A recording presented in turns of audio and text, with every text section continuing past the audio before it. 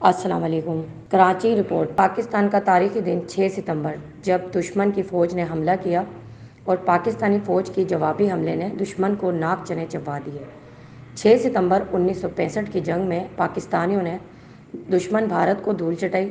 پاکستان کے حوصلے جذبے سے دشمن بھارت اپنے عزائم میں شکست کھا کر منہ چھپا کر بھاگ گیا۔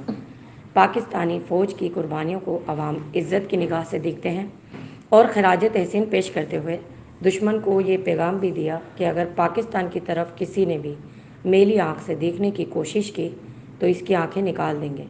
یوم دفاع کے موقع پر سپریم کورٹ کے وکیل ناصر رضوان خان کا کہنا تھا کہ پاک فوج نے جس طرح دشمن بھارت کو 6 ستمبر کو دھول چٹائی اور دشمن کو شکست دے کر اسے پاش پاش کر دیا، ہمیں اپنی پاک فوج پر فخر ہے۔